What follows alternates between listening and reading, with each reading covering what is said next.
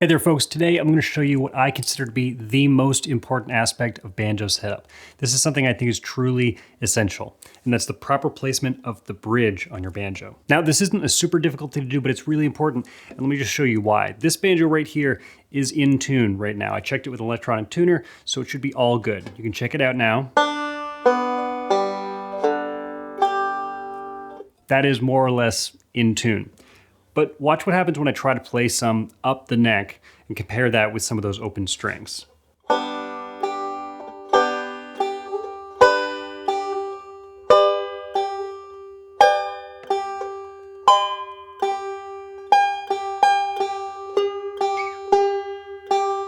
Those are supposed to be the same note. Obviously, they are not. So what's the deal? I tuned the banjo, so why isn't the entire banjo in tune? Well, there's a lot that goes into this, and it's kind of interesting, but just looking at the practical for the moment, there are some things in this banjo that always stay the same. The nut is always going to stay in the same place. The frets are always going to stay in the same place. They might get worn down a little bit. And the tailpiece is going to stay in the same place. But the bridge doesn't necessarily stay in the same place. It can move. So we want that to actually be in the correct spot in order for it to be in tune with the rest of these non-moving parts. Then once we do that, once we find the correct position for the bridge, it'll be more or less in tune across the entire instrument, which is what musicians refer to as the intonation of the instrument. You can be in tune in terms of the string tension, but the intonation refers to whether or not it's in tune on different areas of the neck, not just the open strings. So again, let's just focus on the practical. Here's how you find the correct placement for the bridge on your banjo. The first thing we're gonna do is a little measuring. We're gonna be measuring first from the nut to the 12th fret. On a lot of banjos, the scale length or the distance from the nut to the bridge is 26¼ inches, but that's not always true. So just for now, you might as well just measure it just to make sure you're getting the correct measurement. So we're gonna measure from the nut all the way to the 12th fret, and we're gonna go to the fret, not to where we would actually put our finger, but to the actual fret itself. Now keep that number in mind because that's the same distance we wanna measure now from the 12th fret to the bridge, or where the bridge is supposed to be. And I measured 13⅛ inches, so that's the distance I want from the 12th fret to a place on the head where I can make a little mark with a pen or a pencil. That's where I'm gonna be shifting the bridge to. Then once you've made that mark on the head, you can actually move the bridge. And for me, I just do that by grabbing both sides and gently nudging it a little further. It shouldn't be too difficult. You just wanna be careful not to knock it over or pick it up. All you gotta do is just nudge it bit by bit until you get it where it's supposed to be. Then once you've got your bridge moved, you actually want to retune the banjo again. Now the second half of this process is about fine tuning. We're pretty close already if you've done this correctly, but now we need to make some smaller adjustments to make sure that each string is in tune. To start, I want you to play a harmonic on the 12th fret of the first string. If you've never done that before, all you do is put light pressure directly above the fret and then play the string. Then compare that to the fretted note at the 12th fret on the first string.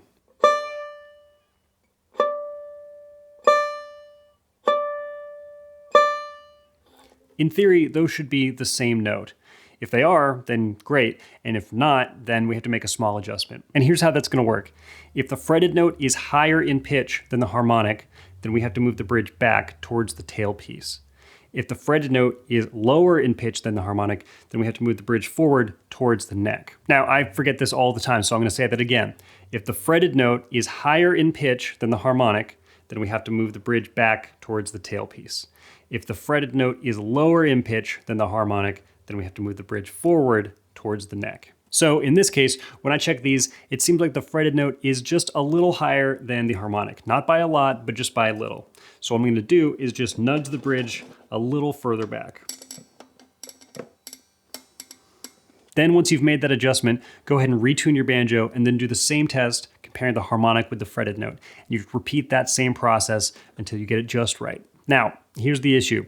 What we've done so far is get the first string in tune or intonated properly across the entire neck.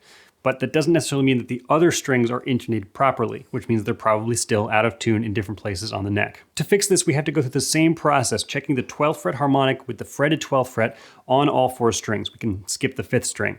But there's a big challenge with that. And that is that the banjo bridge is usually a straight line, and each string is a little bit different. Different string gauges, different string tension. So They all have slightly different needs in terms of their intonation, but we can't actually accommodate for all of those with a bridge like this. Now, there are actually some ways around this with things called compensated bridges, which I'll talk about at the end of this video. But for now, let's just talk about dealing with this for a straight bridge like most banjos have. The solution is really just about compromise. If we're checking the 12th fret harmonic on all 4 of these strings and the fretted notes, we can't necessarily accommodate for each individual string, but we can angle the bridge such that we make a compromise that works best for our banjo or for our playing. So this is where things get a little less precise, but I'll show you how I deal with this. I start with the 1st string like we just did, and then I skip to the 4th string on the other side of the bridge, and I'll do the same test, checking the harmonic with the fretted note. It seems like it's also sharp. The fretted note is a little higher in pitch than the harmonic, just like the 1st string was.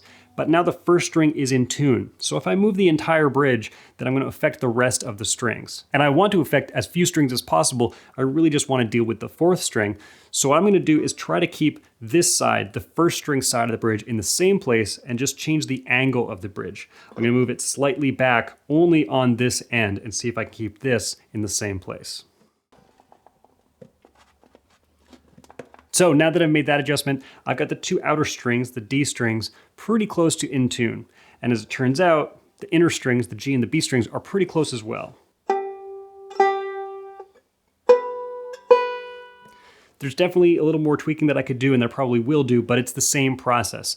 I'm checking these 12th fret harmonics with the fretted notes, and then changing the angle or moving it back and forth. Those are my only 2 movements. One thing you definitely don't want to do is be adjusting the bridge like this. You don't want it to be tipped in one direction or another. You want all the feet of the bridge to make firm contact with the head. Otherwise, it's going to have some pretty bad impact on the tone, so you definitely don't want that. And again, all banjos are different, so the way that I'm doing this or the things that I'm recommending are going to get you close, but you want to make sure you're using your ear to see if those notes are really in tune, if they're actually the same between the harmonic and the 12th fret. And you may find that the compromises you have to make your banjo sound best for the music that you play might put certain things out of tune. For instance, if I find an orientation for the bridge that keeps these top 3 strings in tune really well up here, but then it's not so much in tune on the 4th string, like it could be like this, I guess, that would not be ideal, but I don't actually play a whole lot up here on the 4th string on these last set of frets. It kind of depends how much that matters to you.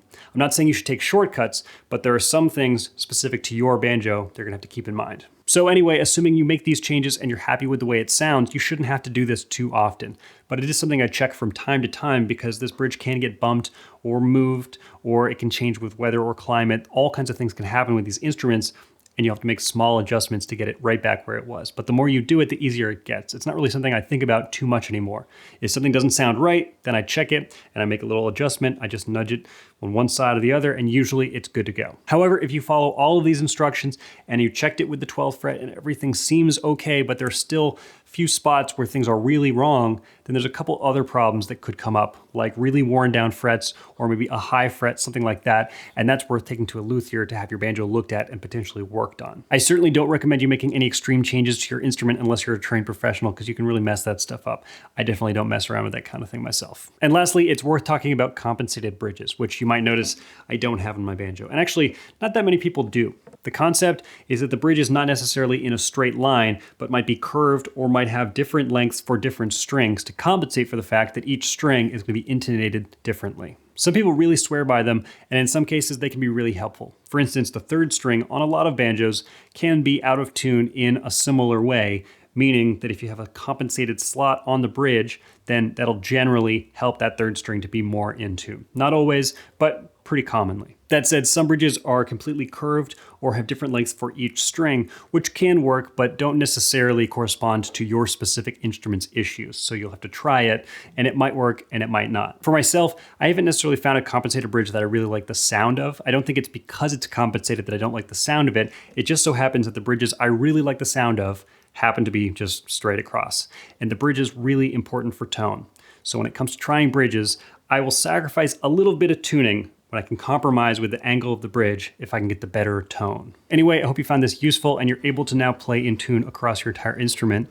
But if you don't mind, go ahead and check out patreon.com/EliGilbertBanjo. That's a great way to support this channel. There's a bunch of bonus content and tablature, all kinds of stuff that you can't find here on YouTube, and it's one of the things that keeps this channel running. Also, if you don't mind, go ahead and subscribe to this channel and like this video. That's another huge thing you can do to help me make more of these videos.